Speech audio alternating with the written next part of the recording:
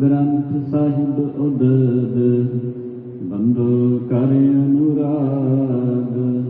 एक ओंकार सतगुरु तेह प्रसाद सच होए। वाहिगुरु जी की फतेह विघ्न विनाशन सोए। वाहिगुरु जी की फतेह विघ्न विनाशन सोए।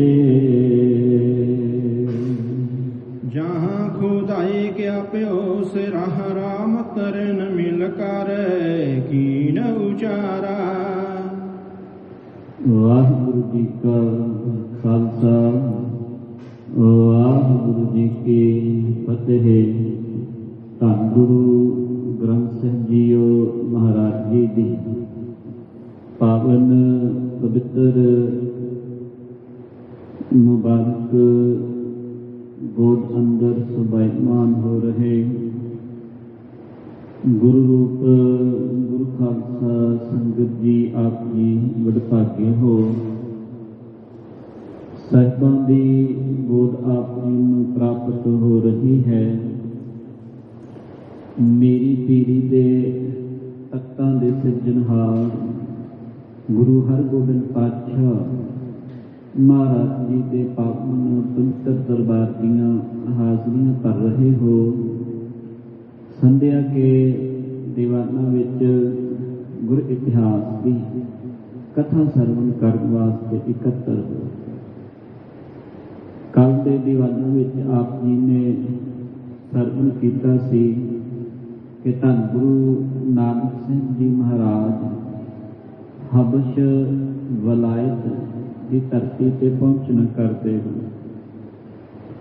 ਇੱਥੋਂ ਦਾ ਜਿਹੜਾ ਹਾਕਮ ਹੈ ਉਹ ਕਿਸੇ ਵੀ ਅਨਮਤ ਨੂੰ ਆਪਣੇ ਦੇਸ਼ ਦੇ ਵਿੱਚ ਐਂਟਰੀ ਨਹੀਂ ਦਿੰਦਾ। ਗੁਰੂ ਨਾਨਕ ਸਿੰਘ ਜੀ ਮਹਾਰਾਜ ਜੀ ਗਏ ਤੇ ਉੱਥੋਂ ਉਹਨਾਂ ਨੂੰ ਜਿਹੜਾ ਹੈ ਰੱਬ ਵੱਲੋਂ ਇੱਕ ਚੋਲਾ ਜਿਹੜਾ ਹੈ ਪ੍ਰਾਪਤ ਹੋਇਆ। ਜਦੋਂ ਹੁਣ ਬਾਦਸ਼ਾਹ ਨੂੰ ਪਤਾ ਲੱਗਾ ਉਹਨੇ ਚੋਲਾ ਜਿਹੜਾ ਹੈ ਉਤਾਰਨ ਦੀ ਜਿਹੜੀ ਹੈ ਕੋਸ਼ਿਸ਼ ਕੀਤੀ, ਚੋਲਾ ਨਹੀਂ ਉਤਰਿਆ। ਉਹਨੂੰ ਪਾੜਨ ਦੀ ਵੀ ਕੋਸ਼ਿਸ਼ ਕੀਤੀ, ਚੋਲਾ ਨਹੀਂ ਪਾਟਿਆ। ਉਸ ਚੋਲੇ ਦੇ ਉੱਪਰ 30 ਜਿਹੜੀਆਂ ਨੇ ਛੁਪਾਰੇ ਲਿਖੇ ਹੋਏ ਨੇ ਜੋ ਕੁਰਾਨ ਦੀਆਂ ਆਇਤਾਂ ਕਹੀਆਂ ਜਾਂਦੀਆਂ ਨੇ। ਅਰਬੀ, ਫਾਰਸੀ, ਸੰਸਕ੍ਰਿਤ, ਹਿੰਦਵੀ ਭਾਸ਼ਾ ਆਦਿ ਲਿਖੀ ਹੋਈ ਹੈ। ਉਪਰੰਤ ਪਾਤਸ਼ਾਹ ਨੂੰ ਜਿਹੜਾ ਹੈ ਅੱਗ ਦੇ ਵਿੱਚ ਸਾੜਨ ਦੀ ਕੋਸ਼ਿਸ਼ ਕੀਤੀ। ਉਸ ਉਪਰੰਤ ਪਾਣੀ ਵਿੱਚ ਡੋਬ ਕੇ ਮਾਰਨ ਦੀ ਉਹਨੇ ਜ਼ੁਰਤ ਕੀਤੀ ਤੇ ਅੰਤ ਵਿੱਚ ਆਪ ਚੱਲ ਕੇ ਆਇਆ ਤੇ ਕਹਿੰਦਾ ਹੈ ਕਿ ਇਹਨੂੰ ਪੱਥਰ ਦੇ ਥੱਲੇ ਪੱਥਰ ਦਾ ਭਾਰ ਪਾ ਕਰਕੇ ਜਿਹੜਾ ਹੈ ਉਹ ਮਾਰ ਦਿੱਤਾ ਜਾ। ਆਪੂ ਇਹ ਘਰ ਚਲੇ ਗਏ।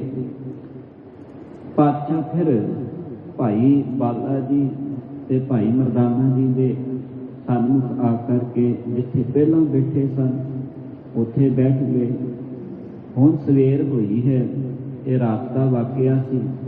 ਜਦੋਂ ਸਵੇਰ ਹੋਈ ਤੇ ਇਸ ਦੇਸ਼ ਦੇ ਲੋਕ ਜਦੋਂ ਦੇਖਣ ਆਏ ਤੇ ਕੀ ਦੇਖਦੇ ਨੇ ਕਿ ਉਹ ਰੱਬੀ ਫਕੀਰ ਜਿਹੜਾ ਹੈ ਉਹ ਫਿਰ ਆਪਣੇ ਸਾਥੀਆਂ ਲਾਗੇ ਬੈਠਾ।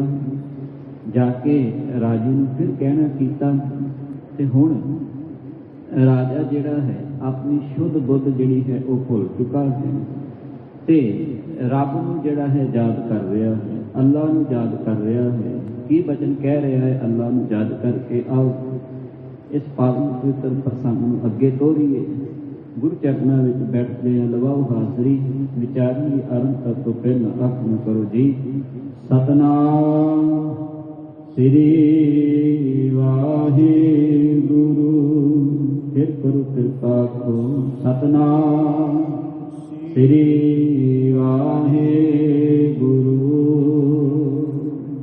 ਜਾਂ ਖੁਦਾਏ ਕਿਆ ਪਿਓ ਸਿਰਾਰਾ।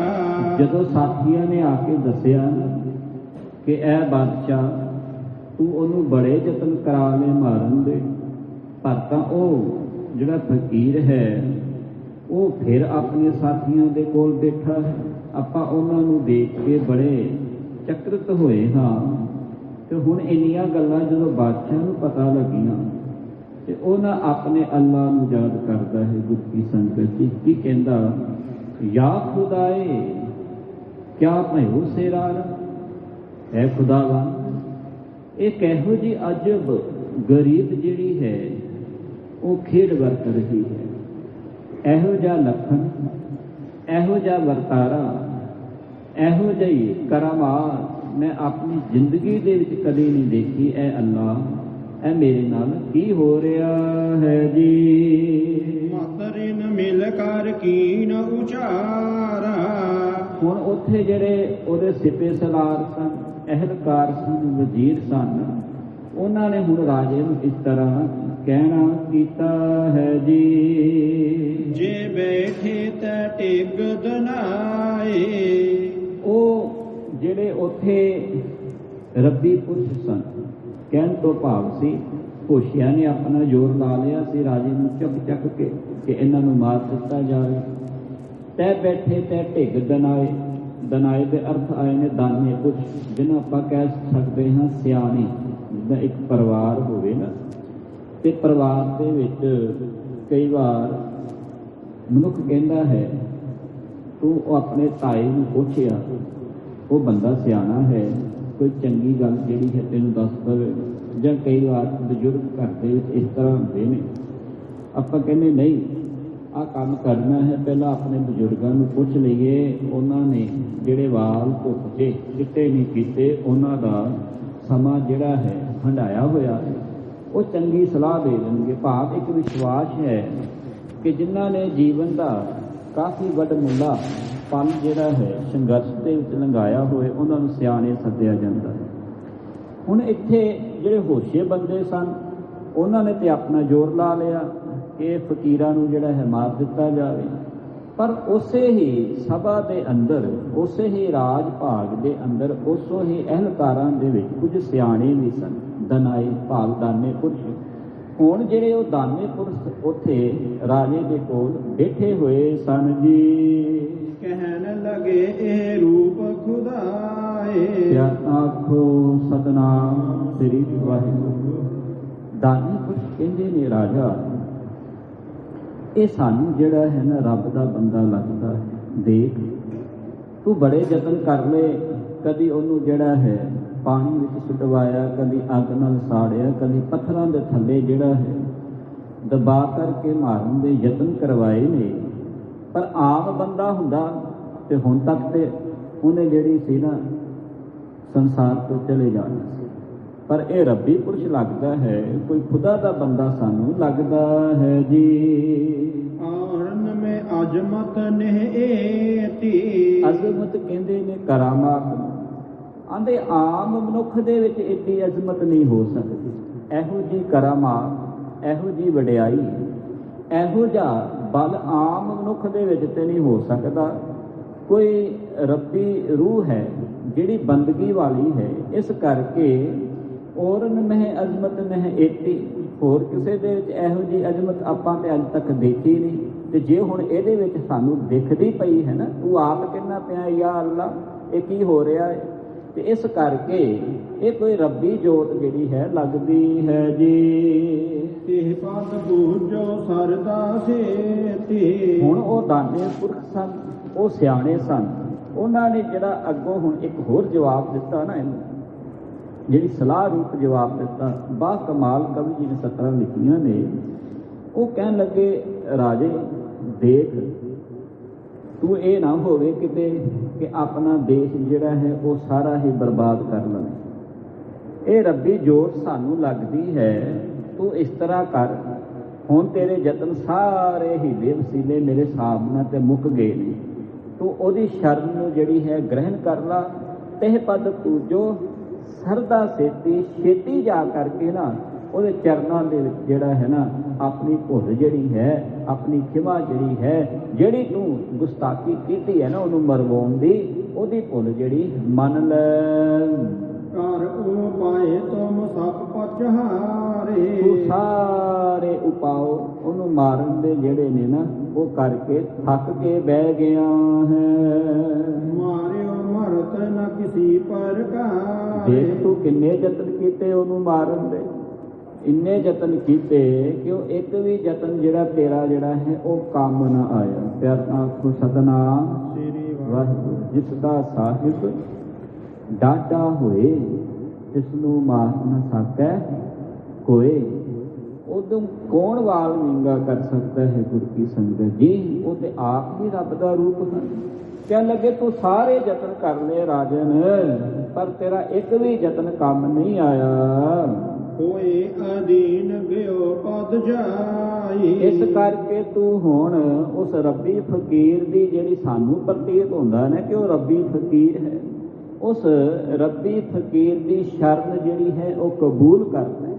ਉਹਦੇ ਪੈਰਾਂ ਦੇ ਵਿੱਚ ਜਿਹੜਾ ਹੈ ਜਾ ਕੇ ਨਕਮਸਤਕ ਹੋ ਜਾ। ਖਤਾ ਲਿਓ ਆਪਣੀ ਬਖਸ਼ਾਈ। ਆ ਜਿਹੜੀ ਤੂੰ ਵੱਡੀ ਭੁੱਲ ਕੀਤੀ ਹੈ, ਖਤਾ ਕੀਤੀ ਹੈ, ਆ ਵੱਡੀ ਜ਼ੁਰਤ ਕੀਤੀ ਹੈ ਕਿਸੇ ਰੱਬੀ ਬੰਦੇ ਨੂੰ, ਫਕੀਰ ਨੂੰ, ਰੱਬ ਦੇ ਉਪਾਸ਼ਕ ਨੂੰ ਮਾਰਨ ਦੀ। ਜਿਹੜੀ ਤੇਰੀ ਚੇਤਕ ਸੀ ਨਾ ਲੱਗੀ ਹੋਈ ਉਹ ਤੈਨੇ ਸਫਲ ਹੋ ਗਈ, ਪਰ ਤੂੰ ਇਹ ਕੀਤੀ ਹੋਈ ਖਤਾ, ਇਹ ਕੀਤੀ ਹੋਈ ਤੇਰੀ ਬੜੀ ਵੱਡੀ ਭੁੱਲ ਹੈ। ਤੂੰ ਇਸ ਭੁੱਲ ਨੂੰ ਜਿਹੜਾ ਹੈ ਨਾ ਹੁਣ ਬਖਸ਼ਾ ਲੈ। ਅਜਮਤ ਦੇਖ ਬਚਨ ਕੋ ਸੁਣ ਕੈ। ਹੁਣ ਰਾਜੇ ਨੇ ਧੰਨ ਗੁਰੂ ਨਾਨਕ ਸਾਹਿਬ ਜੀ ਦੀ ਅਜਮਤ ਤਾਂ ਦੇਖ ਲਈ ਸੀ ਕਿ ਪਾਣੀ ਦੇ ਵਿੱਚ ਵੀ, ਅੱਗ ਦੇ ਵਿੱਚ ਵੀ ਤੇ ਪੱਥਰ ਉੱਪਰ ਪਾਇਆ। ਉਹਨਾਂ ਤਿੰਨਾਂ ਪ੍ਰਕਰਨਾਂ ਦੇ ਵਿੱਚੋਂ ਜੋ ਅਜ਼ਮਤ ਦੇਖੀ ਉਹ ਤਾਂ ਉਹਦੇ ਜ਼ਿਹਨ 'ਚੋਂ ਪਹਿਲਾਂ ਹੀ ਪਹਿਲਾਂ ਸੀ। ਪਰ ਹੁਣ ਜਦੋਂ ਦਾਨੇ ਪੁਰਖਾਂ ਦੇ ਬਚਨ ਸੁਣੇ ਕਿ ਉਹ ਰੱਬੀ ਪੁਰਸ਼ ਲੱਗਦਾ ਹੈ, ਉਹ ਜਿਹੜਾ ਹੈ ਕੋਈ ਰੱਬ ਦਾ ਫਕੀਰ ਲੱਗਦਾ ਹੈ, ਜਦੋਂ ਇਹ ਬਚਨ ਸੁਣੇ ਹਨ ਜੀ। ਕੰਪਿਓ ਪਾਤ ਸਹ ਪੈ ਮਨ ਕੇ। ਤੇ ਉਹ ਰਾਜਾ ਜਿਹੜਾ ਸੀ ਨਾ ਉਹ ਕੰਬ ਉੱਠਿਆ, ਉਹਦਾ ਸਰੀਰ ਜਿਹੜਾ ਹੈ ਕੰਬਣ ਬਹਿ ਗਿਆ। ਇਸ ਤਰ੍ਹਾਂ ਕਹਿ ਲਈਏ ਜਿਸ ਤਰ੍ਹਾਂ ਅਚਨਚੇਤ ਕਿਸੇ ਨੇ ਧੱਕਾ ਦੇ ਦਿੱਤਾ ਹੋਵੇ ਤੇ ਸਰੀਰ ਕੰਬ ਉੱਠਦਾ ਹੈ, ਸੰਭਲ ਨਹੀਂ ਪਾਉਂਦਾ। ਮਨ ਪੈਰਾਂ ਥੱਲੋਂ ਜ਼ਮੀਨ ਜਿਹੜੀ ਖਿਸਕ ਗਈ ਹੈ ਜੀ। ਬਹੁਤ ਅਵਗਿਆ ਕੀਨੀ ਮੋਹੀ।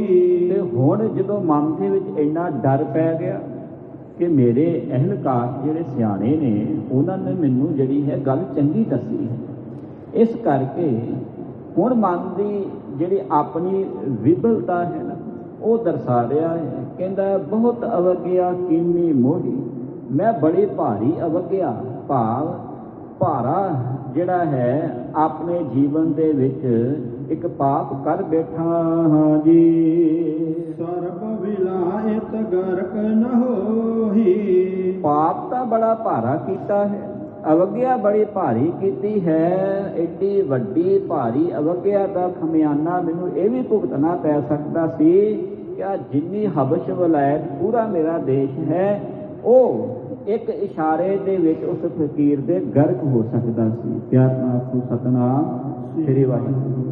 ਧੰਨ ਗੁਰੂ ਨਾਨਕ ਪਾਤਸ਼ਾਹ ਮਹਾਰਾਜ ਰੱਬੀ ਫਕੀਰ ਕਹਿਣ ਲੱਗਾ ਏਡੀ ਵੱਡੀ ਭਾਰੀ ਅਵਗਿਆ ਕੀਤੀ ਕਿ ਇਹੋ ਜਿਹੇ ਫਕੀਰ ਇੱਕ ਇਸ਼ਾਰਾ ਕਰ ਦੇਣ ਤੇ ਉੱਥੇ ਜਿਹੜਾ ਹੈ ਉਹ ਕੀ ਨਹੀਂ ਹੋ ਸਕਦਾ।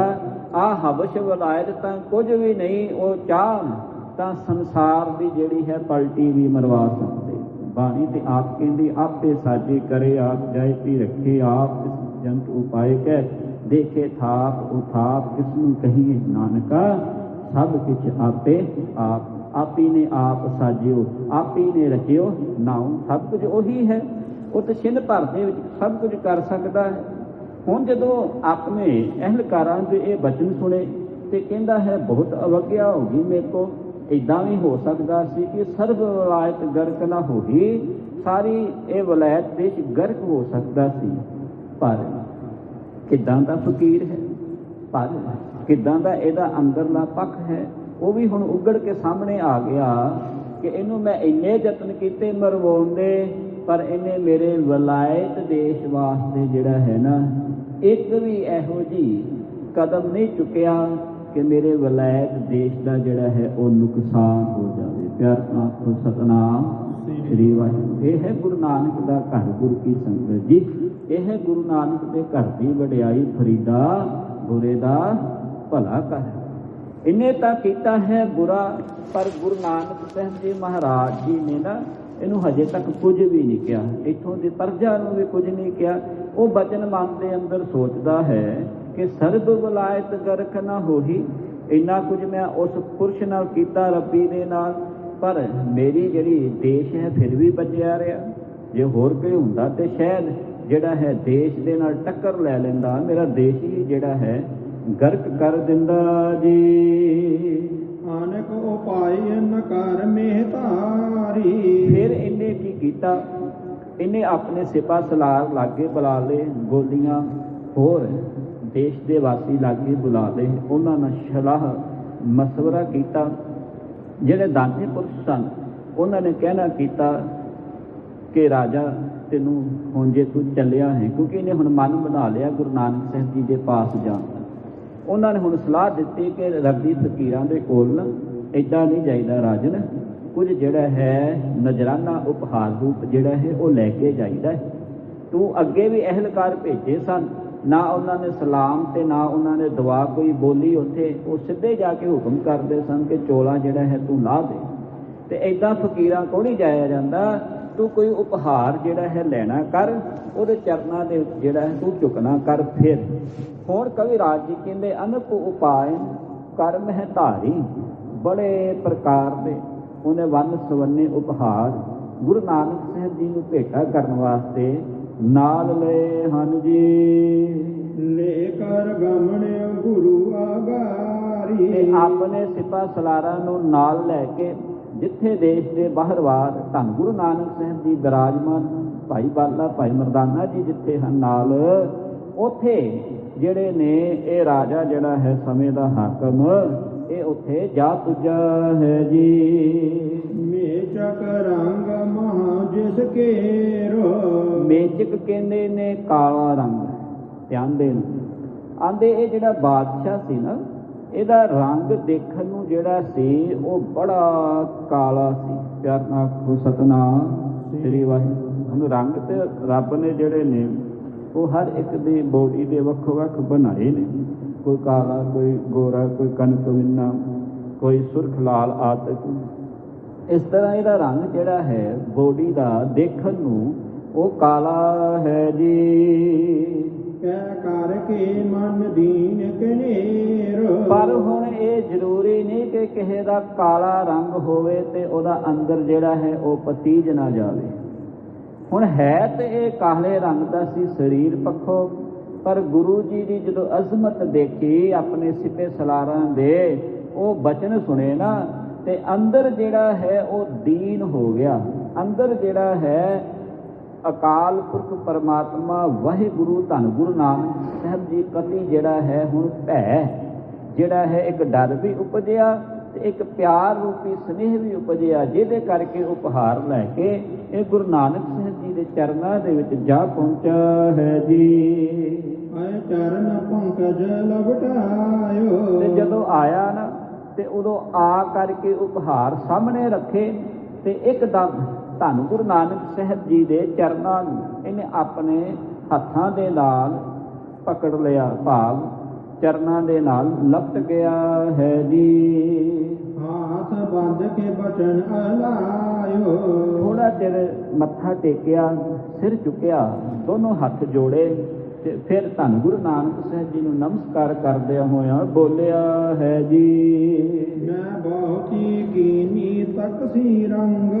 ਕਹਿਣ ਲੱਗਾ, ਹੇ ਗੁਰੂ ਨਾਨਕ ਦੇਵ ਜੀ ਮਹਾਰਾਜ, ਮੈਂ ਤੁਹਾਡੇ ਨਾਲ ਬਹੁਤ ਵੱਡੀ ਜਿਹੜੀ ਹੈ ਨਿਰਾਦਰੀ ਕੀਤੀ ਹੈ। ਆਖੋ ਸਤਿਨਾਮ ਸ੍ਰੀ ਵਾਹਿਗੁਰੂ। ਮੈਂ ਤੁਹਾਡਾ ਬੜਾ ਨਿਰਾਦਰ ਕੀਤਾ ਹੈ। ਮੈਂ ਤੁਹਾਡੇ ਉੱਤੇ ਆਪਣੇ ਵੱਲੋਂ ਆਪਣਾ ਬਲ, ਆਪਣੀ ਤਾਕਤ ਜਿਹੜਾ ਹੈ, ਆਪਣਾ ਜ਼ੋਰ ਜਿਹੜਾ ਹੈ, ਉਹਦੀ ਪੂਰੀ ਅਜਮਾਇਸ਼ ਕੀਤੀ ਹੈ ਜੀ। ਬਖਸ਼ਿਓ ਆਪ ਤੁਮ ਗੁਣੀ ਗਹੀ ਰੰਗ। ਹੇ ਗੁਣਾ ਦੀ ਗਹੀਰ, ਹੇ ਗੁਣਾ ਦੇ ਖਾਨ ਧੰਨ ਗੁਰੂ ਨਾਨਕ ਸਾਹਿਬ ਜੀ, ਹੇ ਰੱਬੀ ਦਰਵੇਸ਼, ਹੁਣ ਮੈਂ ਤੇਰੇ ਚਰਨਾਂ ਦੇ ਵਿੱਚ ਹਾਂ। ਤੂੰ ਕਿਰਪਾ ਮਹਿ ਰਹਿਮਤ ਵਰਤਾ। ਅਬ ਮੈਨੂੰ ਜਿਹੜਾ ਹੈ ਨਾ ਮੇਰੇ ਕੀਤੇ ਪਾਪਾਂ ਤੋਂ ਤੂੰ ਮੁਕਤ ਕਰਾ ਦੇ। ਪੀਰਨ ਪੀਰ ਕੇ ਆਪ ਖੁਦਾਏ, ਮੈਨੂੰ ਤੇ ਇਸ ਗੱਲ ਦੀ ਵੀ ਸਮਝ ਨਹੀਂ ਲੱਗ ਰਹੀ ਹੈ ਰੱਬੀ ਫਕੀਰ ਕਿ ਤੂੰ ਪੀਰਾਂ ਦਾ ਪੀਰ ਹੈ ਕਿ ਆਪ ਹੀ ਜਿਹੜਾ ਹੈ ਤੂੰ ਖੁਦਾਏ ਰੂਪ ਹੋ ਕੇ ਸੰਸਾਰ ਦੇ ਉੱਤੇ ਆਇਆ।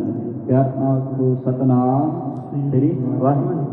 ਭਾਈ ਗੁਰਦਾਸ ਜੀ ਨੇ ਤੇ ਇਸ ਗੱਲ ਦੇ ਉੱਤੇ ਨਾ ਬਿਲਕੁਲ ਸਪਸ਼ਟ ਮੋਹਰ ਲਾਈ ਹੈ ਕਿ ਕਿਤੇ ਹੋਰ ਪੀਰਾਂ ਤੇ ਫਕੀਰਾਂ ਵੱਲ ਨਾ ਇਹ ਸਿੱਖ ਦੌੜਿਆ ਫਿਰੀ, ਕਿਤੇ ਗੁਰੂ ਨਾਨਕ ਦੇ ਘਰ ਦੀ ਅਜ਼ਮਤ, ਕਿਤੇ ਗੁਰੂ ਨਾਨਕ ਦੇ ਘਰ ਦੀ ਵਡਿਆਈ ਨੂੰ ਦੇਖ ਲਈ। ਮੈਂ ਬਚਨ ਤੈਨੂੰ ਸੱਚ ਸੁਣਾਉਣਾ, ਜੇ ਕਿਸੇ ਪੀਰ ਕੋ ਵੀ ਜਾਣਾ ਹੈ ਨਾ ਤੇ ਗੁਰੂ ਨਾਨਕ ਤੋਂ ਵੱਡਾ ਪੀਰ ਜਿਹੜਾ ਹੈ ਤੇ ਜ਼ਾਹਰ ਪੀਰ ਵੀ ਕੋਈ ਨਹੀਂ ਹੈਗਾ। ਪਿਆਰ ਨਾਲ ਸਤਨਾਮ ਸ੍ਰੀ ਵਾਹਿਗੁਰੂ। ਜ਼ਾਹਰ ਪੀਰ ਜਗਤ ਗੁਰ ਬਾਬਾ, ਗੁਰੂ ਨਾਨਕ ਤੋਂ ਵੱਡਾ ਫਿਰ ਕੋਈ ਪੀਰ ਵੀ ਨਹੀਂ ਹੈਗਾ।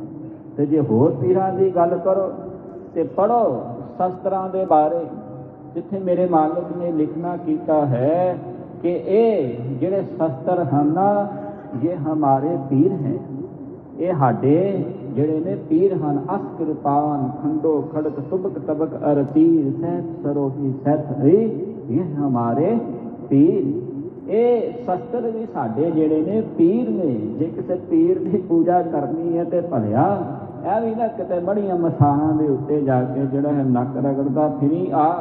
ਗੁਰੂ ਨਾਨਕ ਦੇ ਘਰ ਤੱਕ ਆ, ਗੁਰੂ ਗੋਬਿੰਦ ਸਿੰਘ ਜੀ ਮਹਾਰਾਜ ਜੀ ਤੱਕ ਜੀਵਨ ਨੂੰ ਪੜ੍ਹ ਲੈ, ਤੈਨੂੰ ਆ ਸ਼ਸਤਰ ਰੂਪੀ ਪੀਰਾਂ ਦੇ ਵੀ ਜਿਹੜੇ ਦਰਸ਼ਨ ਹੋ ਜਾਣਗੇ।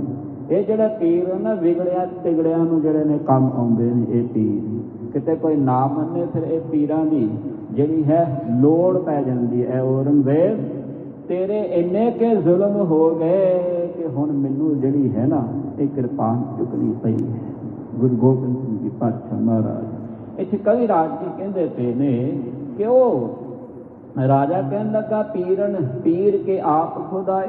ਹੁਣ ਮੈਨੂੰ ਨਹੀਂ ਪਤਾ ਲੱਗਦਾ ਇਹ ਫਕੀਰ ਕਿ ਤੂੰ ਪੀਰਾਂ ਦਾ ਪੀਰ ਹੈ ਕਿ ਤੂੰ ਉਸ ਤੋਂ ਵੀ ਵੱਡਾ ਭਾਵ ਖੁਦਾ ਦਾ ਹੀ ਆਪ ਰੂਪ ਹੋ ਆ ਕੇ ਮੇਰੇ ਇਸ ਦਰਬਾਰ ਦੇ ਵਿੱਚ ਆਇਆ ਹੈ ਜੀ। ਹੋ ਪਰ ਸੀਨ ਨ ਭਰੇ ਲਖਾਏ। ਮੈਨੂੰ ਇਸ ਤਰ੍ਹਾਂ ਲੱਗਦਾ ਹੈ ਪ੍ਰਸ਼ਨ ਦੇ ਅਰਥ ਆਉਂਦੇ ਨੇ ਗੁੱਜਾ। ਤੂੰ ਮੈਨੂੰ ਇਸ ਤਰ੍ਹਾਂ ਲੱਗਦਾ ਹੈ ਤੂੰ ਗੁੱਜਾ ਪੀਰ ਹੈ, ਤੂੰ ਜਿਹੜਾ ਹੈ ਗੁੱਜਾ ਖੁਦਾਏ ਹੈ। ਰਾਵਰ ਕੀ ਰਜਾਏ ਔਰ ਤਾਰੂ। ਹੁਣ ਹੈ ਫਕੀਰ ਮੈਂ ਤੇਰੀ ਰਜ਼ਾ ਦੇ ਵਿੱਚ ਰਵਾਂਗਾ, ਹੁਣ ਮੈਂ ਤੇਰੇ ਹੁਕਮ ਦੇ ਵਿੱਚ ਚੱਲਾਂਗਾ। ਹੋਰ ਅਵਗਿਆ ਫੇਰ ਨ ਕਰ।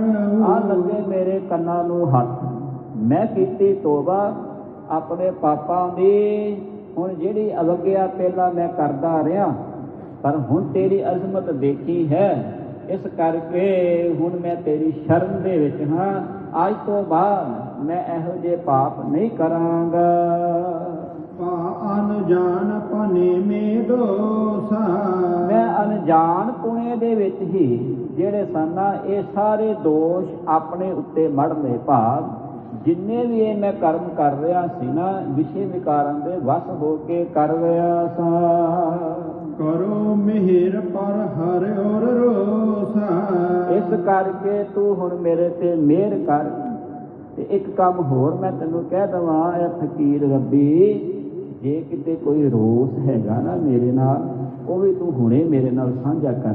ਪਿਆਰ ਨਾਲ ਆਖੋ ਸਤਨਾਮ ਸ੍ਰੀ ਵਾਹਿਗੁਰੂ। ਦੁਨਿਆਵੀ ਪੱਖ ਵੀ ਇੱਥੇ ਆ ਜਾਵੇਗਾ।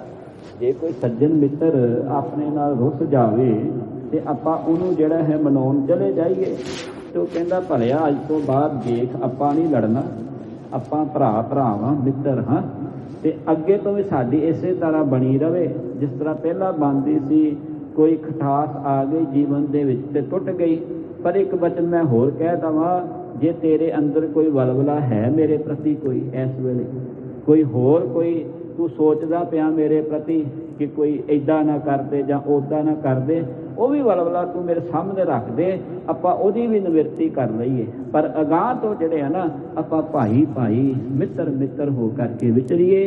ਸਾਡੇ ਵਿੱਚ ਕੋਈ ਵੀ ਦਵੈਸ਼ ਉਹ ਭਾਵਨਾ ਨਾ ਉਪਜੇ ਜਿਹਦੇ ਕਰਕੇ ਆਪਾਂ ਫਿਰ ਜਿਹੜੇ ਆ ਉਹ ਵੱਖਰੇ ਵੱਖਰੇ ਨਾ ਹੋ ਜਾਈਏ। ਹੁਣ ਇਹ ਆਇਆ ਹੈ ਚੱਲ ਕੇ, ਤੇ ਚੱਲ ਕੇ ਆ ਕੇ ਆਪਣੇ ਗੁਨਾਹਾਂ ਨੂੰ ਤੋਬਾ ਵੀ ਕਰਦਾ ਪਿਆ ਹੈ, ਤੇ ਮਨ ਦਾ ਇੱਕ ਸ਼ੰਕਾ ਵੀ ਹੈ ਕਿ ਕਿਤੇ ਇਹ ਫਕੀਰ ਜਿਹੜਾ ਕੋਈ ਹੋਰ ਕੁਝ ਨਾ ਸੋਚਦਾ ਹੋਵੇ ਆਪਣੇ ਮਨ ਦੇ ਪ੍ਰਤੀ ਮੇਰੇ। ਇਸ ਕਰਕੇ ਮੈਂ ਇਹ ਵੀ ਨਾਲ ਬਚਨ ਕਹਿ ਦਵਾਂ ਕਿ ਜੇ ਕੋਈ ਸੰਸਾ ਹੈਗਾ ਮੇਰੇ ਪ੍ਰਤੀ ਤੇ ਮੈਨੂੰ ਹੁਣੇ ਦੱਸ ਦੇ, ਮੈਂ ਉਹ ਵੀ ਸੰਸੇ ਜਿਹੜੇ ਆ ਨਾ ਸਿਰ ਝੁਕਾ ਕੇ ਤੇਰੇ ਅੱਗੇ ਕਬੂਲ ਕਰ ਲਵਾਂਗਾ। ਦੀਨ ਦੇਖ ਕਰ ਦੀਨ ਦਿਆਲਾ, ਦੀਨ ਦਿਆਲਾ, ਦੀਨਤਾ ਦੇ ਘਰ, ਦਿਆਲਤਾ ਦੇ ਸਮੁੰਦਰ। ਧੰਨ ਗੁਰੂ ਨਾਨਕ ਸਾਹਿਬ ਜੀ ਮਹਾਰਾਜ ਜੀ ਨੇ ਨਾ ਜਦੋਂ ਇਸ ਰਾਜੇ ਨੂੰ ਇਸ ਤਰ੍ਹਾਂ ਦੀਨ ਹੁੰਦੇ ਦੇਖਿਆ, ਵਿਆਕੁਲ ਹੁੰਦੇ ਦੇਖਿਆ, ਬੜਾ ਜਿਹੜਾ ਹੈ ਨਾ ਹੁਣ ਕਦਮਾਂ ਦੇ ਵਿੱਚ ਢੱਠਿਆ ਹੋਇਆ ਦੇਖਿਆ ਹੈ। ਕਹਿਓ ਕਰਨ ਉਪਕਾਰ ਬੇਸਾਲਾ, ਤੇ ਇਹਨੂੰ ਜਿਹੜਾ ਹੈ ਨਾ ਹੁਣ ਇੱਕ ਕੰਮ ਕਹਿਣ ਲੱਗੇ ਧੰਨ ਗੁਰੂ ਨਾਨਕ ਸਾਹਿਬ ਜੀ, ਇਹ ਰਾਜਨ ਤੂੰ ਜੇ ਕਿਤੇ ਇਹ ਉਪਕਾਰ ਜਿਹੜਾ ਹੈ ਵੱਡਾ ਕਰ ਦਵੇਂ। ਤੁਹਾਰਾ ਨਰ ਮਾਰਨ ਜੇ ਪਰ ਹਰੇ ਤੋ ਤੂੰ ਬਖਸ਼ਿਆ ਜਾਏ। ਪਿਆਰ ਨਾਲ ਆਖੋ ਸਤਿਨਾਮ ਸ੍ਰੀ ਵਾਹਿਗੁਰੂ। ਇਹਦਾ ਕਿੱਤਾ ਕੀ ਸੀ? ਇਹਦਾ ਕਿੱਤਾ ਸੀ ਜਿਹੜਾ ਅਨਮਤ ਦਾ ਇਹਦੀ ਕੰਟਰੀ 'ਚ ਆ ਗਿਆ। ਪਹਿਲੀ ਤਾਂ ਗੱਲ ਇਹ ਐਂਟਰੀ ਨਹੀਂ ਸੀ ਦਿੰਦਾ, ਤੇ ਜੇ ਕਿਤੇ ਭੁੱਲ ਭੁਲੇਖੇ ਕੋਈ ਆ ਜਾਂਦਾ ਸੀ ਤੇ ਉਹਨੂੰ ਮਾਰ ਮੁਕਾਉਂਦਾ। ਹੁਣ ਉਹ ਬਚਨ ਧੰਨ ਗੁਰੂ ਨਾਨਕ ਸਾਹਿਬ ਜੀ ਇਹਦੇ ਕੋਲ ਲੈ ਰਹੇ ਨੇ, ਕਹਿਣ ਲੱਗੇ ਨਰ ਮਾਰਨ ਜੇ ਪਰ ਹਰੈ ਤੈ ਤੂੰ ਬਖਸ਼ਣ ਹਾਰ। ਜੇ ਤੂੰ ਅੱਗੇ ਤੋਂ ਆਪਣੇ ਦੇਸ਼ ਦੇ ਵਿੱਚ ਕਿਸੇ ਨੂੰ ਵੀ ਨਾ ਮਾਰਨ ਦਾ ਪ੍ਰਣ ਕਰ ਲਵੇਂ, ਇਹ ਵਚਨ ਸਾਨੂੰ ਦੇ ਦੇਵੇ ਨਾ ਰਾਜਨ ਕਿ ਅੱਜ ਤੋਂ ਬਾਅਦ ਮੈਂ ਕਿਸੇ ਨੂੰ ਮੌਤ ਦੇ ਘਾਟ ਨਹੀਂ ਉਤਾਰਾਂਗਾ, ਤੇ ਫਿਰ ਤੇਰਾ ਕੁਝ ਉਧਾਰ, ਤੇਰਾ ਜਿਹੜਾ ਹੈ ਉਹ ਪਾਪ ਬਖਸ਼ੇ ਜਾ ਸਕਦੇ ਹਨ ਜੀ। ਨਹੀਂ ਤੇ ਆਗੇ ਦੁੱਖ ਪਾਏ ਹੈ, ਦੋ ਜਖ ਮਿਲੇ ਸਜਾਏ। ਤੇ ਜੇ ਇਹ ਤੂੰ ਕਰਮ ਨਹੀਂ ਕਰਨਾ, ਹੁਣ ਭਾਵ ਮਨੁੱਖਾਂ ਨੂੰ ਮਾਰਨਾ ਨਹੀਂ ਛੱਡਣਾ, ਤੇ ਫਿਰ ਤੈਨੂੰ ਦੁੱਖ ਭੋਗਣੇ ਪੈਣਗੇ। ਇੱਥੋਂ ਤੱਕ ਤੈਨੂੰ ਨਰਕਾਂ ਦੀ ਅੱਗ ਦੇ ਵਿੱਚ ਸੜਨਾ ਪਵੇਗਾ ਜੀ। ਚੌਪਾਈ ਲਾਜ ਬਰਦ ਸੁਣ ਬੈਨ ਅਲਾਇਓ। ਇੱਥੇ ਕਵੀ ਰਾਜ ਜੀ ਨੇ ਉਸ ਰਾਜੇ ਦਾ ਨਾਮ ਜਿਹੜਾ ਹੈ ਉਹ ਸਪਸ਼ਟ ਕਰ ਦਿੱਤਾ ਹੈ। ਸਿੱਖ ਇਤਿਹਾਸ ਦੇ ਅੰਦਰ ਵੀ ਇਹੀ ਨਾਮ ਜਿਹੜਾ ਹੈ ਉਹ ਦਰਜ ਹੈ, ਲਾਜ ਬਰਦ। ਇੱਕੋ ਵਾਰੀ ਇਸ ਪ੍ਰਸੰਗ ਦੇ ਵਿੱਚ ਇਸ ਦਾ ਨਾਮ ਆਇਆ ਹੈ। ਚੁਪਾਈ ਦੇ ਤੌਰ ਤੇ ਲਾਜਬਰਦ ਇਸ ਦਾ ਨਾਮ ਹੈ। ਕਹਿ ਲੱਗੇ ਇਹ ਰਾਜਨ ਲਾਜਬਰਦ ਸੁਣ, ਅਸੀਂ ਤੈਨੂੰ ਜਿਹੜਾ ਹੈ ਆ ਕਰਮ ਕਰਨ ਲਈ ਕਹਿੰਦੇ ਹਾਂ ਜੀ। ਜਬ ਕੋ ਤੁਮਰੇ ਪਗਲ ਵਟਾਇਓ। ਲਾਜਬਰਦ ਕਹਿਣ ਲੱਗਾ, ਇਹ ਪਾਤਸ਼ਾਹ ਜਦੋਂ ਦੇ ਮੈਂ ਤੇਰੇ ਚਰਨਾਂ ਦੇ ਵਿੱਚ ਆ ਕੇ ਡਿੱਗਾ ਹੋਇਆ ਹਾਂ, ਰਿਨ ਤੋਰਨ ਕੀ ਸੰਗਤ ਨਾ ਰਹੀ। ਹਰ ਆਖੋ ਸਤਿਨਾਮ ਸ੍ਰੀ ਵਾਹਿਗੁਰੂ। ਕਹਿਣ ਲੱਗਾ ਪਾਤਸ਼ਾਹ ਤੂੰ ਕਹਿੰਦਾ ਕਿ ਬੰਦੇ ਮਾਰਨੇ ਛੱਡ ਦੇ, ਮੈਂ ਤੈਨੂੰ ਆਪਣੀ ਅਵਸਥਾ ਦਾ ਹੁਣ ਜ਼ਿਕਰ ਕਰਨ ਲੱਗਾ ਏ। ਜਦੋਂ ਦਾ ਮੈਂ ਤੇਰੇ ਚਰਨਾਂ ਦੇ ਵਿੱਚ ਆ ਕੇ ਡਿੱਗ ਪਿਆ ਹੈ ਨਾ, ਹੁਣ ਤੇ ਮੇਰੇ ਵਿੱਚ ਇੰਨਾ ਬਲ ਵੀ ਨਹੀਂ ਰਿਹਾ ਕਿ ਮੈਂ ਕੋਈ ਟੀਲਾ ਫੜ ਕੇ ਜਿਹੜਾ ਹੈ ਉਹਨੂੰ ਮਰੋੜ ਕੇ ਜਿਹੜਾ ਹੈ ਤੋੜ ਕੇ ਤੇਰੇ ਅੱਗੇ ਸੁੱਟ ਦਵਾਂ। ਤੂੰ ਸਾਰੀ ਸ਼ਕਤੀ ਤਾਂ ਮੇਰੀ ਖਿੱਚ ਲਈ ਹੈ, ਹੁਣ ਮੈਂ ਬੰਦੇ ਮਾਰਨ ਜੋਗਾ ਨਹੀਂ ਰਿਹਾ। ਹੁਣ ਮੈਂ ਤਖਤਾਂ ਤੇ ਤਾਜਾਂ ਦਾ ਮੁਹਤਾਜ ਨਾ ਰਿਹਾ, ਹੁਣ ਮੈਂ ਬਾਦਸ਼ਾਹੀਆਂ ਦਾ ਮੁਹਤਾਜ ਨਾ ਰਿਹਾ। ਹੁਣ ਮੈਂ ਤੇਰੇ ਘਰ ਦਾ ਜਿਹੜਾ ਹੈ ਉਹ ਚੇਲਾ ਬਣ ਗਿਆ, ਤੇਰੇ ਘਰ ਦਾ ਜਿਹੜਾ ਹੈ ਉਹ ਸੇਵਕ ਬਣ ਗਿਆ। ਹੁਣ ਨਹੀਂ ਬੰਦੇ ਮੈਂ ਮਾਰਦਾ, ਮੈਂ ਤੇ ਹੁਣ ਟੀਲੇ ਵੀ ਤੋੜ ਨਹੀਂ ਸਕਦਾ। ਔਰ ਕਹੋ ਜੋ ਕਰ ਹੋ ਸਾਹੀ। ਇਸ ਤੋਂ ਇਲਾਵਾ ਇਹ ਮੈਂ ਮੰਨ ਲਿਆ, ਅੱਜ ਤੋਂ ਬਾਅਦ ਮੈਂ ਕਿਸੇ ਨੂੰ ਦੁੱਖ ਨਹੀਂ ਦੇਵਾਂਗਾ। ਅੱਗੇ ਦੱਸੋ ਤੁਹਾਡਾ ਹੋਰ ਕੀ ਹੁਕਮ ਹੈ, ਉਹ ਵੀ ਮੈਂ ਆਪਣੀ ਜ਼ਿੰਦਗੀ ਦੇ ਵਿੱਚ ਜਿਹੜਾ ਹੈ ਅਪਣਾ ਲਵਾਂਗਾ। ਜੇ ਤਾਂ ਹਮਰੀ ਆਏ ਸਮਾਨੀ। ਤੇ ਧੰਨ ਗੁਰੂ ਨਾਨਕ ਸਾਹਿਬ ਜੀ ਕਹਿਣ ਲੱਗੇ, ਬਾਦਸ਼ਾਹ ਜੇ ਤੂੰ ਹਨ ਸਾਡੀ ਇਹ ਗੱਲ ਜਿਹੜੀ ਹੈ ਮੰਨ ਲਈ ਹੈ, ਭਾਵ ਤੂੰ ਅੱਗੇ ਤੋਂ ਆਪਣੇ ਕੀਤੇ ਹੋਏ ਪਾਪਾਂ ਦੀ ਤੋਬਾ ਕਰ ਲਈ, ਤੇ ਅੱਗੇ ਤੋਂ ਇਹ ਪਾਪ ਕਰਨ ਦਾ ਸਾਨੂੰ ਜੇ ਹੁਣ ਤੂੰ ਪ੍ਰਣ ਜਿਹੜਾ ਹੈ, ਵਾਅਦਾ ਜਿਹੜਾ ਹੈ ਦੇ ਦਿੱਤਾ ਹੈ ਜੀ। ਸਤਨਾਮ ਸਿਮਰੋ ਸੁਖ ਦਾਨੀ। ਜਿਹੜਾ ਸੁੱਖਾਂ ਦਾ ਦਾਨੀ ਹੈ, ਜਿਹੜਾ ਸੁਖ ਦੇਣ ਵਾਲਾ ਹੈ ਨਾ, ਸਤਨਾਮ ਸ੍ਰੀ ਵਾਹਿਗੁਰੂ, ਉਹਨੂੰ ਜਿਹੜਾ ਹੈ ਉਹ ਜਪਨਾ ਕਰ। ਸਤਨਾਮ ਵਾਹਿਗੁਰੂ, ਸਤਨਾਮ ਵਾਹਿਗੁਰੂ। ਸਾਰੇ ਜਪੋ, ਸਾਰੇ।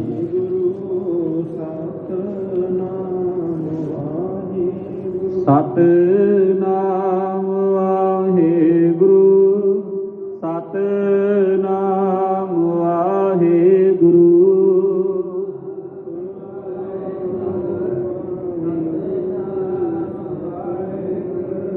ਸਤਨਾਮ ਵਾਹਿਗੁਰੂ, ਸਤਨਾਮ ਵਾਹਿਗੁਰੂ।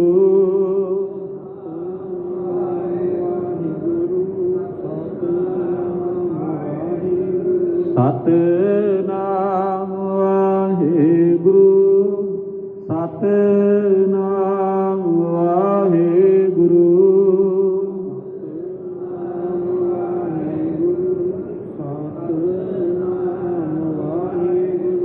ਐ ਰਾਜਨ, ਜੇ ਤੂੰ ਸਾਡਾ ਕਹਿਣਾ ਮੰਨ ਲਿਆ ਤੇ ਅੱਗੇ ਤੋਂ ਨਾ ਜਿਹੜਾ ਸੁਖ ਦੇਣ ਵਾਲਾ ਹੈ ਨਾ, ਸਤਨਾਮ, ਉਹਦਾ ਸੱਚਾ ਨਾਮ ਅਕਾਲ ਪੁਰਖ ਵਾਹਿਗੁਰੂ ਦਾ, ਇਹਨੂੰ ਜਿਹੜਾ ਹੈ ਜਪਣਾ ਕਰ। ਕਰ ਆਹਾਰ ਕੋ ਹੀਤ ਖੁਦਾਏ। ਤੇ ਖੁਦਾ ਦੇ ਨਾਮ ਦੇ ਉੱਤੇ ਤੂੰ ਜਿਹੜਾ ਹੈ ਆਹਾਰ ਕਰ, ਭਾਵ ਲੰਗਰ ਜਿਹੜੇ ਨੇ ਉਹ ਲਾ ਦੇ। ਦੇਸ ਆਪਣੇ ਦੇਖ ਚਲਾਏ। ਤੇ ਆਪਣੇ ਸਾਰੇ ਦੇਸ਼, ਉਹਦੇ ਇੱਕ ਇੱਕ ਸੂਬੇ, ਉਹਦੇ ਇੱਕ ਇੱਕ ਇਲਾਕੇ ਦੇ ਵਿੱਚ ਜਿੱਥੇ ਜਿੱਥੇ ਲੋੜ ਹੈ ਨਾ, ਗਰੀਬੜੇ ਨੂੰ, ਆਦਿਕ ਨੂੰ, ਉਹਨੂੰ ਜਿਹੜਾ ਹੈ ਗੁਰੂ ਕਾ ਲੰਗਰ ਜਿਹੜਾ ਹੈ ਬਣਾ ਕਰਕੇ ਛਕਾਇਆ ਕਰ। ਭੁੱਖਾ ਰਹਿਣ ਨਾ ਕਉ ਪਾਵੈ। ਹੁਣ ਅੱਜ ਤੋਂ ਬਾਅਦ ਤੇਰੇ ਦੇਸ਼ ਦੇ ਵਿੱਚ ਗੁਰੂ ਨਾਨਕ ਦੇ ਘਰ ਦਾ ਅਟੁੱਟ ਲੰਗਰ ਜਿਹੜਾ ਵਰਤਣਾ ਚਾਹੀਦਾ ਹੈ, ਤੇ ਤੇਰੇ ਦੇਸ਼ ਦੇ ਵਿੱਚ ਕੋਈ ਭੁੱਖਾ ਨਾ ਰਵੇ ਰਾਜਨ। ਬਸਤਰ ਸੁਧੇ ਨਗਰ ਜੋ ਆਵੈ। ਤੇ ਜੇ ਕੋਈ ਬਸਤਰਾਂ ਤੋਂ ਹੀਣਾ ਹੈ, ਕੋਈ ਗਰੀਬੜਾ ਮੁਹਤਾਜ ਜਿਹਨੂੰ ਬਸਤਰਾਂ ਦੀ ਲੋੜ ਹੋਵੇ, ਤੇ ਤੇਰੇ ਰਾਜ ਪ੍ਰਬੰਧ ਦੇ ਵਿੱਚੋਂ ਉਸ ਗਰੀਬੜੇ ਨੂੰ ਜਿਹੜੇ ਨੇ ਵਸਤਰ ਵੀ ਮਿਲਣੇ ਚਾਹੀਦੇ ਨੇ। ਭਾਵ ਤੂੰ ਲੰਗਰ ਵੀ ਛਕਾ ਭੁੱਖਿਆਂ ਨੂੰ, ਤੇ ਉਹਨਾਂ ਦਾ ਤਨ ਢੱਕਣ ਵਾਸਤੇ ਰਾਜਨ ਉਹਨਾਂ ਨੂੰ ਕੱਪੜੇ ਲੀੜੇ ਵੀ ਦੇਣੇ ਕਰ। ਅਜਦ ਕੀ ਪਰਵਰਤ ਕਰੀ ਜੇ। ਇਸ ਤਰ੍ਹਾਂ ਤੂੰ ਗਰੀਬੜਿਆਂ ਦੀ, ਮੁਹਤਾਜਾਂ ਦੀ ਜਿਹੜੀ ਹੈ ਪਰਵਰਿਸ਼, ਭਾਵ ਸਾਂਭ ਸੰਭਾਲ ਕਰਨੀ ਕਰ। ਕਲ ਮਲ ਕਰਨੇ ਸਭ ਤਜ ਦੀਜੇ। ਜਿੰਨੇ ਵੀ ਪਾਪ ਤੂੰ ਕਰਦਾ ਸੀ ਨਾ, ਉਹਨਾਂ ਨੂੰ ਸਾਰਿਆਂ ਨੂੰ ਆਪਣੇ ਜੀਵਨ ਦੇ ਵਿੱਚੋਂ ਵਿਸਾਰ ਦੇ। ਅੱਜ ਤੋਂ ਬਾਅਦ ਉਹ ਪਾਪ ਜਿਹੜੇ ਨੇ ਤੂੰ ਨਹੀਂ ਕਰਨੇ। ਮਾਨ ਭਜਨ ਕੀਨੋ ਸੋ ਕਾਮ। ਹੁਣ ਇੰਨੇ ਬਚਨ ਜਦੋਂ ਸੁਣੇ ਗੁਰੂ ਨਾਨਕ ਸਾਹਿਬ ਜੀ ਮਹਾਰਾਜ ਜੀ ਦੇ, ਇਸ ਲਾਜ ਬਰਦ ਰਾਜੇ ਨੇ ਨਾ, ਉਹ ਕਰਮ ਜਿਹੜੇ ਨੇ ਛਿਨ ਭਰ ਦੇ ਅੰਦਰ ਕਰਨੇ ਸ਼ੁਰੂ ਕਰ ਦਿੱਤੇ ਹਨ ਜੀ। ਸਿਮਰਨ ਕਰਨ ਲਗਾ ਸਤਨਾਮ। ਤੇ ਸਤਨਾਮ ਵਾਹਿਗੁਰੂ, ਸਤਨਾਮ ਵਾਹਿਗੁਰੂ, ਸਤਨਾਮ ਵਾਹਿਗੁਰੂ, ਇਹਦਾ ਸਿਮਰਨ ਜਿਹੜਾ ਹੈ ਨਾ, ਇਹ ਕਰਨਾ ਇਹਨੇ ਆਰੰਭ ਕਰ ਦਿੱਤਾ ਹੈ ਜੀ। ਤੀਰ ਕਰੋ ਸ੍ਰੀ ਨਾਨਕ ਤਾਹੀ। ਤੇ ਗੁਰੂ ਨਾਨਕ ਨੂੰ ਆਪਣਾ ਜਿਹੜਾ ਹੈ ਮੁਰਸ਼ਿਦ ਧਾਰ ਲਿਆ। ਚਰਨ ਆਖੋ ਸਤਨਾਮ ਸ੍ਰੀ ਵਾਹਿਗੁਰੂ। ਵੇਖੋ ਮਾਲਿਕ ਦੇ ਘਰ ਦੀ ਵਡਿਆਈ। ਜਿਹੜਾ ਬੰਦਾ ਆਪਣੇ ਰਾਜ ਭਾਗ ਦੀ ਹੰਗਤਾ ਦੇ ਕਰਕੇ ਕਿਸੇ ਅਨਮਤ ਮਨੁੱਖ ਨੂੰ ਆਪਣੇ ਦੇਸ਼ ਦੇ ਵਿੱਚ ਨਹੀਂ ਸੀ ਵੜਨ ਦਿੰਦਾ, ਉਹਨੂੰ ਮਾਰ ਮੁਕਾ ਦਿੰਦਾ ਸੀ, ਸਾਰਾ ਜ਼ੋਰ ਆਪਣਾ ਲਾ ਦਿੰਦਾ ਸੀ, ਪਰ ਵੜਨ ਨਹੀਂ ਸੀ ਦਿੰਦਾ। ਗੁਰੂ ਨਾਨਕ ਸਾਹਿਬ ਜੀ ਮਹਾਰਾਜ ਜੀ ਦੇ ਚਰਨ ਪਏ, ਜਿੱਥੇ ਬਾਬਾ ਪੈਰ ਤਰੇ ਪੂਜਾ ਆਸਨ ਥਾਪਨ ਸੋਵਾ, ਜਾਂ ਆਪਾਂ ਬਾਣੀ 'ਚ ਪੜ੍ਹਦੇ ਹਾਂ, ਜਿੱਥੇ ਜਾਏ ਬਹੇ ਮੇਰਾ ਸਤਿਗੁਰੂ, ਸੋ ਥਾਨ ਸੁਹਾਵਾ ਰਾਮ ਰਾਜੇ। ਸਤਿਗੁਰੂ ਨਾਨਕ ਪ੍ਰਗਟਿਆ, ਮਿਟੀ ਧੁੰਦ ਜਗ ਚਾਨਣ ਹੋਵਾ, ਜੂ ਕਰ ਸੂਰਜ ਨਿਕਲਿਆ, ਤਾਰੇ ਛਪ ਅੰਧੇਰ ਪਰੋਆ। ਉਹ ਗੁਰੂ ਨਾਨਕ ਦੇ ਘਰ ਦੀ ਅਜ਼ਮਤ ਇਹੋ ਜਿਹੀ ਵਰਤੀ, ਜਿਹੜਾ ਮਾਰਨ ਚੜਿਆ ਸੀ ਉਹ ਗੁਰੂ ਨਾਨਕ ਦੇ ਘਰ ਦਾ ਜਿਹੜਾ ਹੈ ਮਰੀਦ ਹੋ ਗਿਆ, ਤੇ ਗੁਰੂ ਨਾਨਕ ਨੂੰ ਆਪਣਾ ਪੀਰ ਭਾਵ ਆਪਣਾ ਮੁਰਸ਼ਿਦ ਭਾਵ ਆਪਣਾ ਗੁਰੂ ਜਿਹੜਾ ਹੈ ਧਾਰਨ ਕੀਤਾ ਹੈ ਜੀ। ਭਇਓ ਮੁਰੀਦ ਸੇਵ ਚਿਤ ਚਾਹੀ, ਤੇ ਮੁਰੀਦ ਬਣ ਕੇ ਗੁਰੂ ਨਾਨਕ ਸਾਹਿਬ ਜੀ ਮਹਾਰਾਜ ਜੀ ਨੂੰ ਜਿਹੜਾ ਹੈ ਹਿਰਦੇ ਦੇ ਵਿੱਚ ਜਿਹੜਾ ਹੈ ਉਹ ਸੇਵਨਾ ਭਾਵ ਸਿਮਰਨ ਕਰਦਾ ਹੈ ਜੀ। ਕੇਤਕ ਦਿਵਸ ਬਸੇ ਤੇ ਪੁਰ ਮੈਂ, ਸੋ ਗੁਰ ਕੀ ਸੰਗਤ ਜੀ ਇਸ ਤਰ੍ਹਾਂ ਹਬਸ਼ ਵਲਾਇਤ ਦੇਸ਼ ਦੇ ਅੰਦਰ ਰਾਜਾ ਲਾਸ ਬਿਰਧ ਜਿਹੜਾ ਹੈ ਉਹ ਗੁਰੂ ਨਾਨਕ ਦੇ ਘਰ ਦਾ ਜਿਹੜਾ ਹੈ ਮੁਰੀਦ ਬਣ ਗਿਆ, ਗੁਰੂ ਨਾਨਕ ਦੇ ਘਰ ਦਾ ਪਿਆਰਾ ਬਣ ਗਿਆ, ਆਪ ਵੀ ਜਿਹੜਾ ਹੈ ਰੱਬ ਦੀ ਬੰਦਗੀ ਦੇ ਵਿੱਚ ਜੁੜਿਆ। ਇੱਥੋਂ ਦੇ ਲੋਕ ਵੀ ਹੁਣ ਜਿਹੜੇ ਨੇ ਉਹ ਸ਼ਾਂਤੀ ਭਰਪੂਰ ਹਨ ਕਿ ਰਾਜਾ ਜਿਹੜਾ ਹੈ ਨੇਕ ਕੰਮਾਂ ਦੇ ਉੱਤੇ ਤੁਰਿਆ ਹੈ। ਇਸ ਰਾਜੇ ਦੀ ਜਿਹੜੀ ਹੈ ਪਰ ਉਪਕਾਰ ਕਰਕੇ, ਇਸ ਰਾਜੇ ਦੀ ਕਲਿਆਣਤਾ ਕਰਕੇ ਧੰਨ ਗੁਰੂ ਨਾਨਕ ਸਾਹਿਬ ਜੀ ਮਹਾਰਾਜ ਅਗਾਹ ਜਿਹੜੇ ਨੇ ਉਹਨਾਂ ਨੇ ਚੱਲਣਾ ਕਰਨਾ ਹੈ। ਕਿਸ ਦੇਸ਼ ਨੂੰ ਜਾ ਰਹੇ ਨੇ, ਕਿਸ ਨੂੰ ਤਾਰ ਰਹੇ ਨੇ, ਕਿਹੜੇ ਕਿਹੜੇ ਇਹਨਾਂ ਦੇ ਚਰਨਾਂ ਦੇ ਵਿੱਚ ਆ ਕੇ ਝੁਕ ਰਹੇ ਨੇ। ਆਉਣ ਵਾਲੇ ਦੀਵਾਨਾਂ ਵਿੱਚ ਆਪ ਜੀ ਧੰਨ ਗੁਰੂ ਨਾਨਕ ਸਾਹਿਬ ਜੀ ਮਹਾਰਾਜ ਜੀ ਦਾ ਇਹ ਪਾਵਨ ਪਵਿੱਤਰ ਜੀਵਨ ਗਾਥਾ ਜਿਹੜੀ ਹੈ ਸਰਵਨ ਕਰਦੇ ਚੱਲੋਗੇ ਜੀ। ਇਤਨੀਆਂ ਬੇਨਤੀਆਂ ਪ੍ਰਵਾਨ ਕਰਨੀਆਂ, ਭੁੱਲਾਂ ਦੀ ਖਿਮਾ, ਭੁੱਲਾਂ ਦਾਸਿਆਂ ਦੀ ਝੋਲੀ 'ਚ ਪਾ ਦੇਣੀਆਂ, ਗੁਰੂ ਦੀ ਗੱਲ ਪੱਲੇ ਬਣ ਕੇ ਜਾਣੀ। ਜ਼ਰੂਰੀ ਬੇਨਤੀਆਂ ਮੌਸਮ ਦੇ ਵਿੱਚ ਆਈ ਹੋਈ ਤਬਦੀਲੀ ਨੂੰ ਮੁੱਖ ਰੱਖਦੇ ਹਾਂ। ਅੱਜ ਤੋਂ ਸ਼ਾਮ ਵੇਲੇ ਦੇ ਜੋ ਦੀਵਾਨ ਹਨ, ਗੁਰ ਇਤਿਹਾਸ ਦੀ ਕਥਾ ਉਹ 5:15 ਵਜੇ ਜਿਹੜੀ ਹੈ ਆਰੰਭ ਹੋ ਜਾਇਆ ਕਰੇਗੀ ਜੀ। ਅੰਮ੍ਰਿਤ ਵੇਲੇ ਦੇ ਜੋ ਦੀਵਾਨ ਹਨ ਉਹਨਾਂ ਦਾ ਸਮਾਂ ਸਾਥ ਨੂੰ ਚੇਂਜ ਕਰ ਦਿੱਤਾ ਗਿਆ ਹੈ। ਜਿੱਥੇ 6:30 ਵਜੇ ਸਵੇਰੇ ਗੁਰ ਸ਼ਬਦ ਵਿਚਾਰ ਸ਼ੁਰੂ ਹੁੰਦੀ ਹੈ, ਹੁਣ 6:45 ਵਜੇ ਜੋ ਹੈ ਉਹ ਸਵੇਰ ਦੀ ਗੁਰ ਸ਼ਬਦ ਵਿਚਾਰ ਦਾ ਸਮਾਂ ਰਹੇਗਾ। ਆਪ ਸਰਬੱਤ ਨੂੰ ਬੇਨਤੀ ਹੈ ਦੋਨੋਂ ਦੀਵਾਨਾਂ ਅੰਦਰ ਸਵੇਰੇ 6:45